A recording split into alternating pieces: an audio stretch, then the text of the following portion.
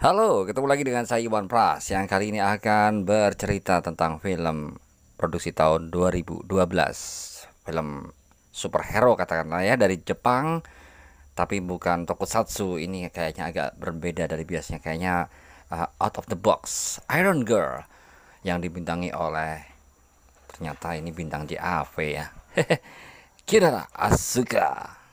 Oke, langsung kita buka Kirara. Sorry. Langsung kita buka review film ini. Oke, sebelumnya saya ingin makasih dulu untuk Sohib, adik sekaligus teman dan mentor saya, Robi Navela, yang sudah mengajarkan beberapa hal termasuk JAP dan kebejatan. Oke, thank you Robi. Dan film ini disutradarai oleh Masatoshi Nagamine, diproduksi tahun 2012. Dan sebelumnya saya ingin disclaimer dulu bahwa filmnya cuma untuk yang dewasa. Kalau anak kecil di bawah umur nggak boleh nonton ya. Ntar keracunan tauge, ya, keracunan tape ntar. Iron Girl adalah film action drama Jepang tahun 2012 yang disutradarai, mungkin nama ini agak asing bagi kita karena sineas Masatoshi Nagamine ini juga bukan sutradara sekondang Akira Kurosawa ya, jauh banget ya. Tapi paling tidak kita mengetahui bahwa kiprahnya dengan membuat film ini sudah membuat sesuatu yang berbeda dari film-film superhero Jepang biasanya.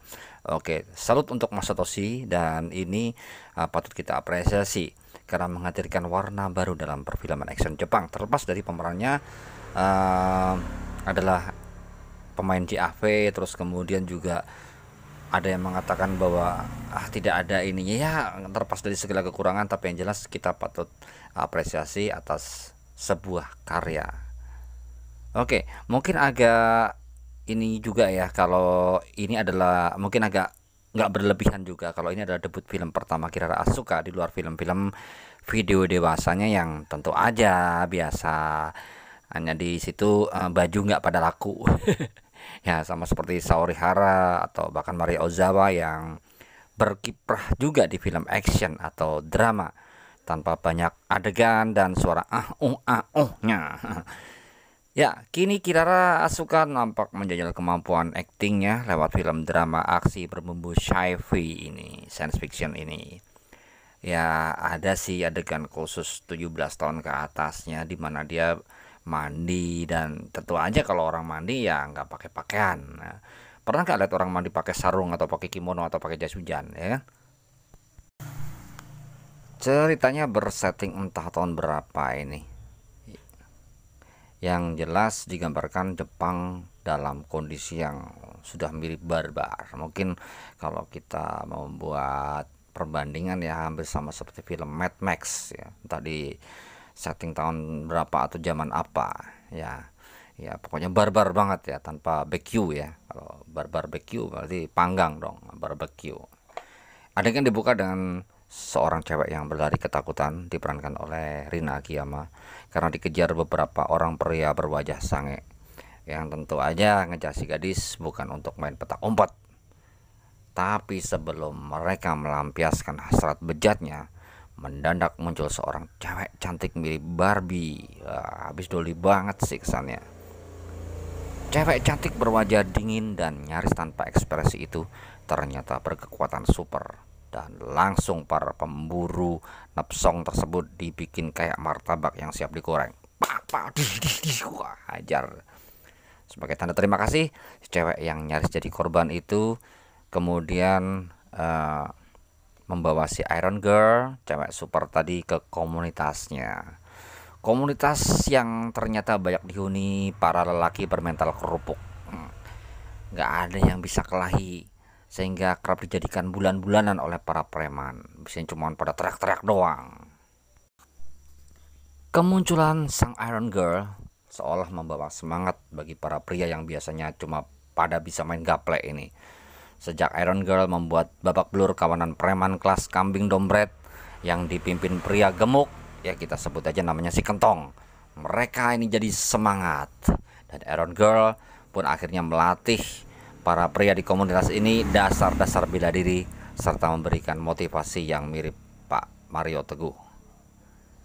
Ternyata si Kentong ini suruhan pasangan penjahat, sebut aja Kumbang dan Mawar. Kayak berita perkosaan aja namanya, diperkosa, disamarin.